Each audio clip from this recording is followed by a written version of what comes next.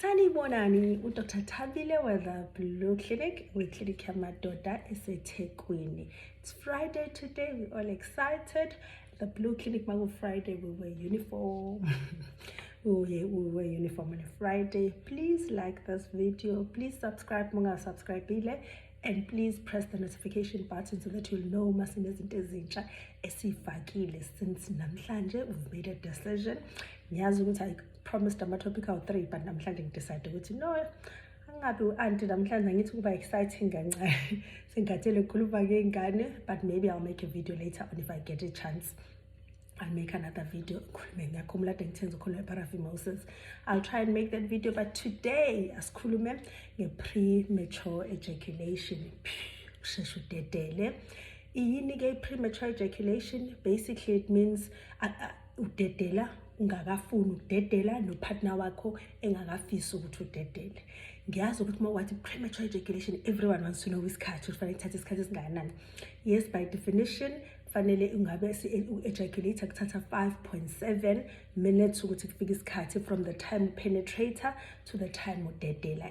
Fanele ungabe kuthatha isikhathi esingako. That's an average time. Chaza ukuthi ungathi unyuka ungathi ukwehla, but we become worried nge-premature ejaculation kakhulu uma ukuhlupha wena no partner wakho, because other people will bazokwazi ukuthi between penetration and ejaculation kube 2 minutes and it doesn't bother them bobabili ngoba mhlambe basebenzisa amanye ama-methods to please each other, so abadingi ukuthi beze befike ku-penetration and they happy ngalokho, then there's no need to do anything about it. It becomes an issue kuphela where it bothers the couple.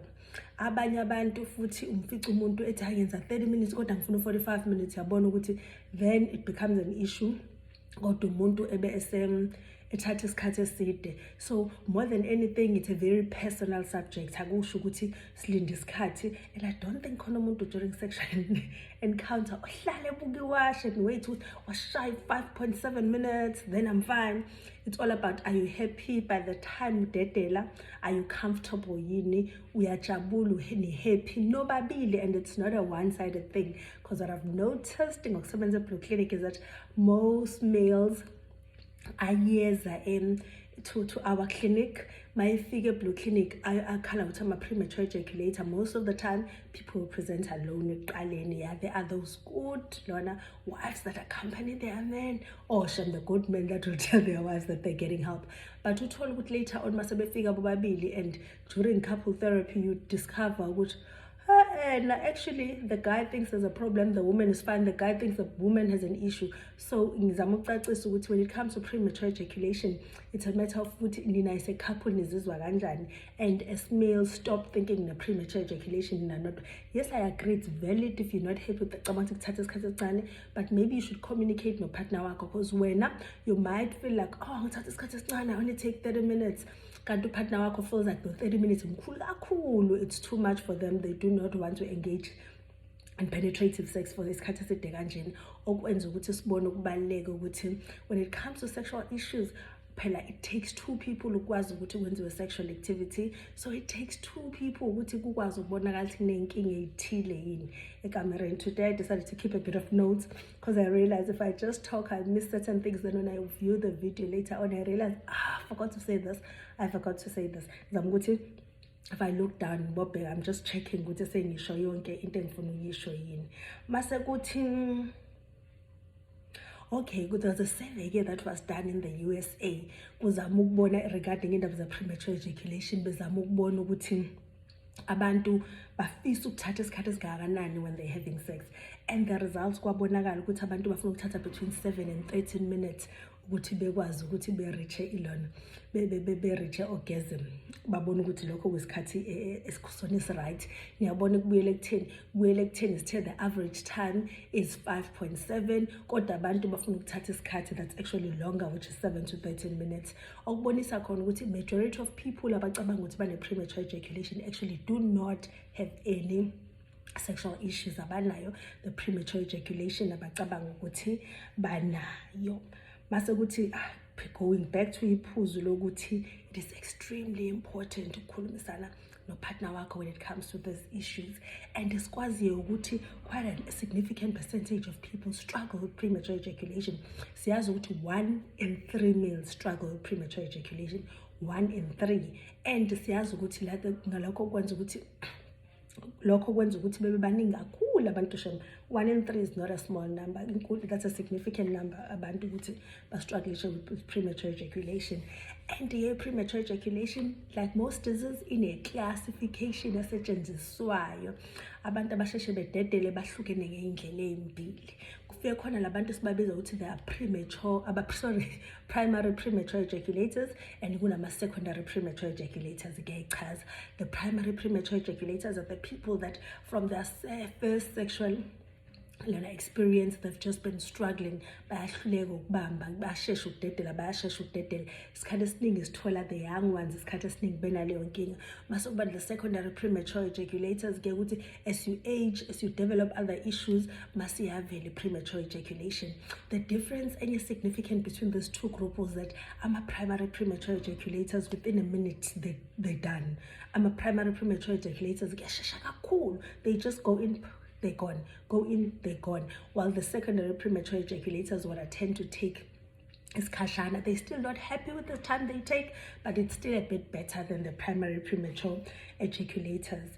Before uthi une premature ejaculation, there's 3 things ekufanele ulona ukuthi ungene within zona. Ngibhale phansi zona because I always forget kahle. Ngisho 2 out of the 3. Okokuqala, you ejaculate within the first 1 or 2 minutes of penetration. Mawangena uyazi ukuthi you will not pass 2 minutes unga ejaculating. And futhi ukuze uthi une premature ejaculation, sorry about that. Ukuze uthi une premature ejaculation, fanele wazi ukuthi ngisho ungazamani, like you can't stop it. Make kwafika kuyahamba, whatever you try akwenzeki. Make wafika nje uyadedela, make wafika kuyadedela, then you know ukuthi ngeke. And sure futhi it must cause anxiety. Fanele ube not anxiety such, kodwa fanele kuphathe kabuhlungu, it must stress you, kuphathe kabuhlungu ukuthi izinto azenzeke kanjalo. So if ukubona ukuthi uyaqualify with labo ku-3 sikhuluma ngakho, sikhuluma nawe ke namhlanje. Yebo, mase kuthi ke awunalelona yini engenza ukuthi umuntu ebenale premature ejaculation? Siyazi ukuthi isikhathi esiningi kwenziwa ukuthi the serotonin awumncane legazini. That's why sometimes isebenzisa into ezine serotonin ukuthi senze treatment, but be careful when you're using those things. Ziyakwazi ukuthi ziwenze ukuthi uphelelwe i-appetite, like ube nelibhidi phansi, ungahlali inkonzo yasekamereni. So that's a story for another day less. Mase kuthi ezinye izinto ezingakwenza izifo ezithile. Siyazi ukuthi izifo njengoshukela nezinye izifo ezithile ekhona ziyakwazi ukuthi zikuvale nakho zikwenza ukuthi ungakwazi ukulona ukucontrola usheshe uchithe. Yikho ngesinye lona uma unenkinga yokusheshe uchithe kubalekile ukuthi uthole usizo. Ngoba uthola usizo and into emnandi nge-premature ejaculation, isikhathi esiningi niyaxoxisana nje mase niyakwazi ukubona ukuthi ikhona ilona nayo inkinga premature ejaculation. Kanti futhi okunye kufanele singakuthathi kancane ukuthi i-premature ejaculation iyakwazi ukufika ingahambi yodwa, ifika iphelezelana nezinye izifo, okwenza ukuthi mhlawumbe ngathi manixoxa masanixoxele kufika isikhathi la nibona khona ukuthi oops asicheckeni nokunye ngoba ngathi khona okusolisayo. Mase ukuthi ukudla amaphilisi ezifo ezithile nakho kuyenza ukuthi umuntu egcine seyibona ukuthi seyashesha ukulona, seyashesha ukudedela. Ziningi ezinye izinto ezingakwenza ke ukuthi benhla, kodwa enye into enkulu kakhulu when it comes to this, it's when premature ejaculation, it's when kunokuthile ku-couple, njengokuthi njena let's say ninengxabano ethile, mhlawumbe unokucindezeleka okuthile, kunezinto ukungajabuli nje okuthile ekamereni noma ku-relationship noma kuwena muntu wedwa kuyenzeka. Asisho ukuthi wonke umuntu wesilisa oke wachitha early. Most males will know ukuthi i-round yokuqala is usually short because siyazi uma usubamba isikhathi eside, uma kunesikhathi ungenza ucansi, you tend to come a bit faster. So siyazi ukuthi round yokuqala ilona. So inkinga sethu ne-premature ejaculation lapho usuthatha isikhathi, the flu is giving me flames. Siyazi ukuthi sithi unenkinga ye-premature ejaculation lapho kukaningi kakhulu ukuthi njalo uma ufuna wenza inkonzo uyashesha ukudedela. Ukushesha udedela randomly now and again, onke abantu besilisa, majority abantu singasho ukuthi bonke abantu bazoyinto ethi hayi mina Majority of males will have that issue, and it doesn't mean that you have premature ejaculation. But warisha nge-premature ejaculation kuphela la ubona khona ukuthi sonke isikhathi sengiyashesha-ke ukufika. Usuyabona-ke unayo premature ejaculation, usuyayibona-ke ngoba sixoxa nxa usuyayifaka ukuthi khulunywa nami, I'm one of the three, which makes it clear ukuthi abantu abaningi bagoa through lento. That's another point. Lokuthi masikhuluma ngale ndaba sekamereni, stop thinking about omunye umuntu uyisondeza nakuwena, thatha njengezifo njengayo yonke into. Makhunywa ukuni imali ucabanga ukuthi ubani ngamunela kanjani. Nalana at health uzicabangele wena ukuthi mina ngoba ngibhekene nakho, my partner is facing, ngoba partner wakho uma enenkinga yokushesha udedele nini nayo, now you part yelona iphathi ye-solution. So kubukele kunina ningakhehliseni okunye.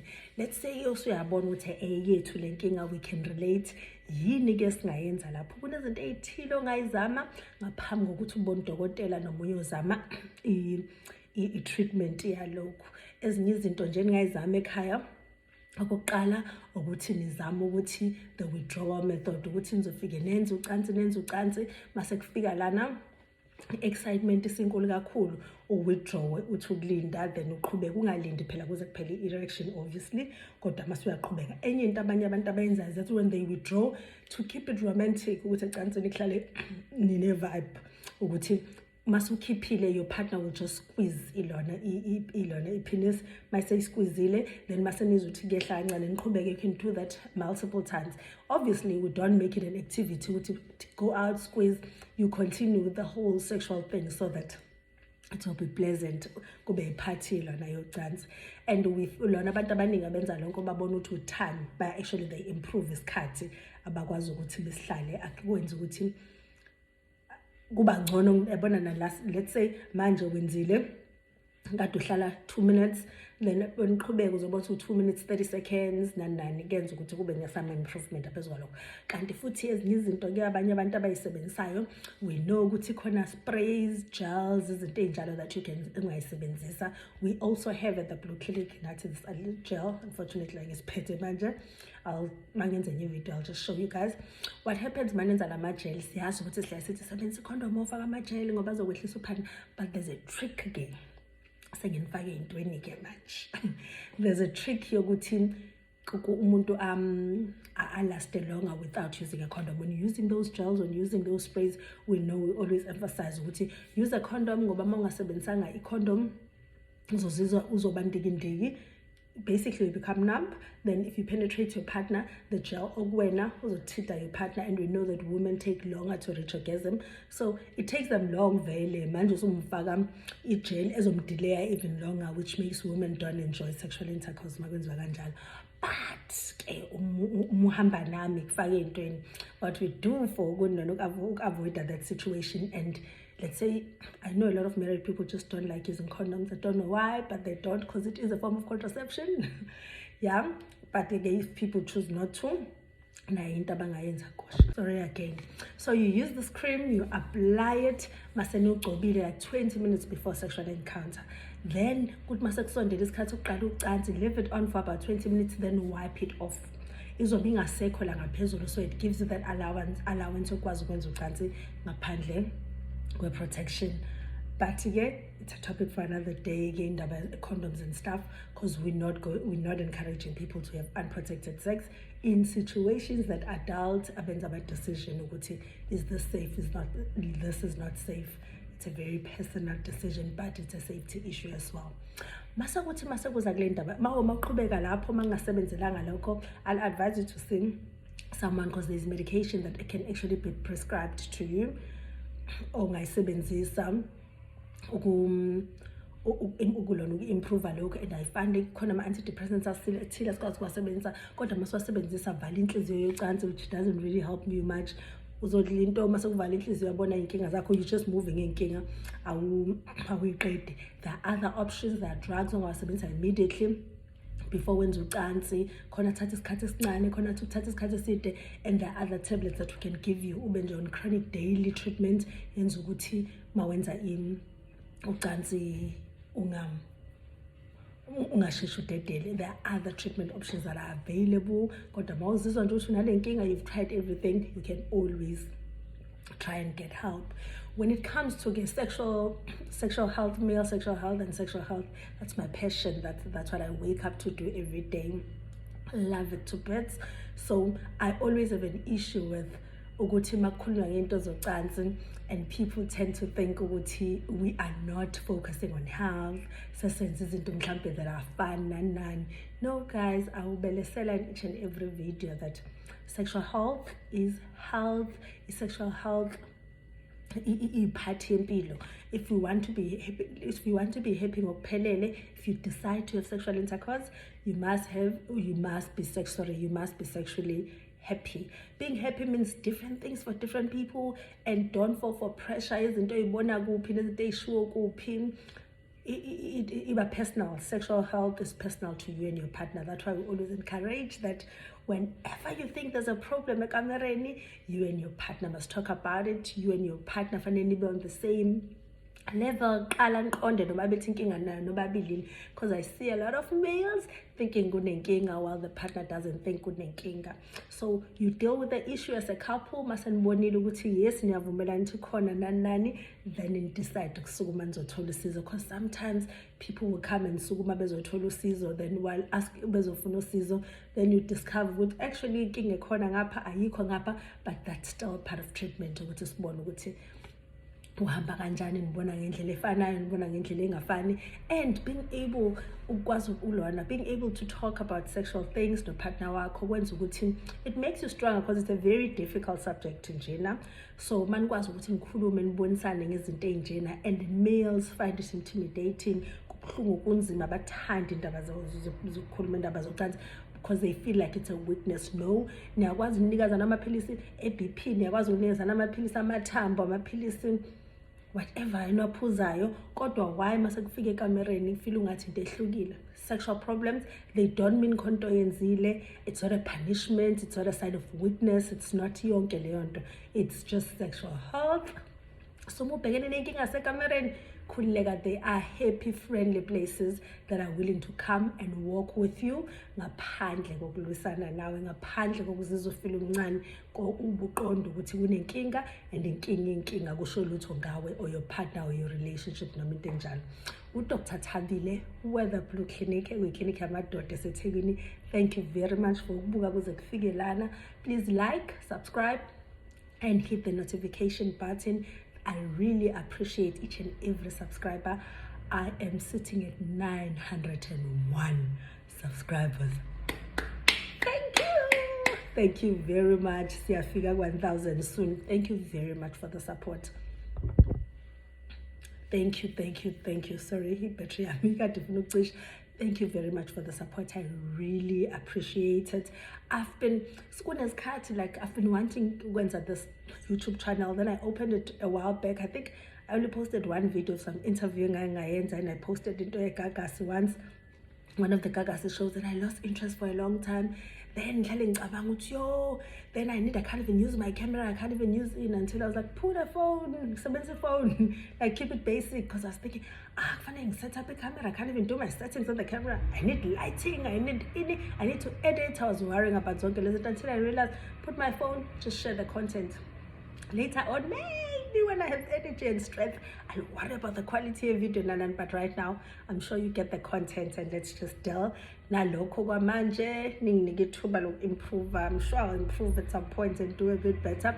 But again, kwamanje, it is what it is. You just have to deal nalokho until we get to lapho. But I promise I will try manje to be consistent, because you've showed me so much love. I just came actively, I think 2 weeks ago.